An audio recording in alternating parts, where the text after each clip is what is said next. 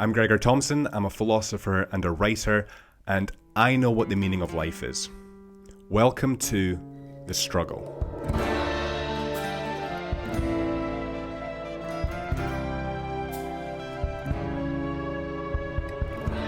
This episode is brought to you by The Struggle newsletter.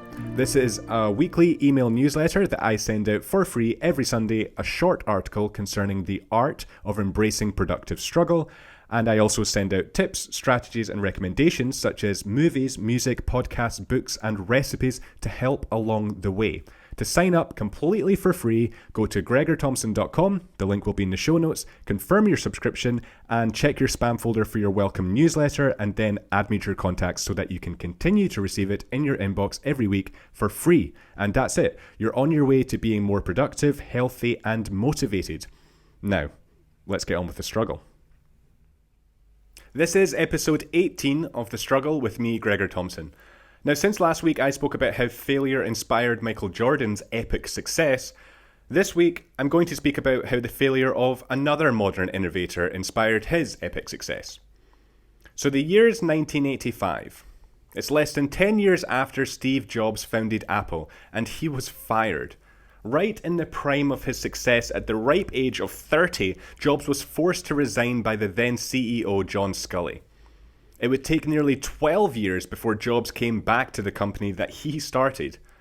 Shortly after returning in 1997, Jobs took Apple into the stratosphere and completely revolutionized personal computers, handheld technology, and the way we consume information. We know Jobs today as one of the titans of tech, a giant of Silicon Valley, and a legend of business. To the majority of us, a failure like being fired would cause a slow decline into self-pity, chaos, and destruction. But not Steve Jobs. During his time away from Apple, he founded the company Next, which developed computer workstations and funded Pixar Studios, contributing to its exponential growth.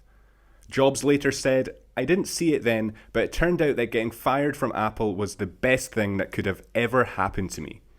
Instead of wallowing in self-pity, Jobs turned this failure into opportunity by growing two organizations and reinventing himself by taking the lessons he learned from setbacks and growing professionally and personally. He made amends with relationships in his personal life and remarried. And of course, we all know what happened when Steve Jobs returned to Apple after his rebirth. Chances are you're watching this video on one of his greatest achievements, the iPhone. Not only did the iPhone completely revolutionize handheld technology, but it paved the way towards new ways of digitally communicating. Now, Steve Jobs was far from perfect. A flawed character, most definitely, who was known to be abusive. And so we can learn lessons from these two angles of the man. First, failure is how you view it. If you allow it to diminish your ambitions and allow it to slow you down or even stop you altogether, you let it win. But if you view it as an indication of progress, an indication that what you're aiming at is worth it and meaningfully enough to pursue, then nothing can stop you. The second lesson is that you most certainly can achieve the incredible without abusing those around you.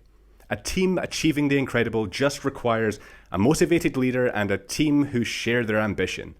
Abuse may get the job done, but at the expense of your reputation and the well-being of those around you. It's certainly harder to swallow your pride, take responsibility, and treat others with kindness, even in the face of failure. But that's how we truly achieve the incredible in a holistic way, a way that allows the goal to be accomplished and everyone who contributed to feel valued. The answer lies in the struggle.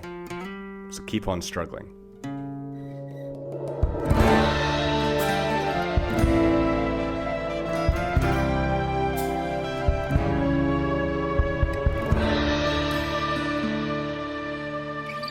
Just a few more things before you take off. Firstly, thank you for watching. It genuinely means a lot to see people viewing and liking the content. Second, if you're enjoying the content, please subscribe. It's the best way you can support the podcast. As you can probably tell, I don't have a team behind me helping with recording or editing the podcast. I don't have much fancy equipment and I don't have much financial resources to keep the podcast going. So any support, any subscriber is helping the podcast grow and helping me more than you know. You can stay up to date with everything I'm doing on social media. All of the links will be in the show notes. And you can also listen to the Struggle podcast on Spotify or Apple Podcasts. And lastly, keep on struggling.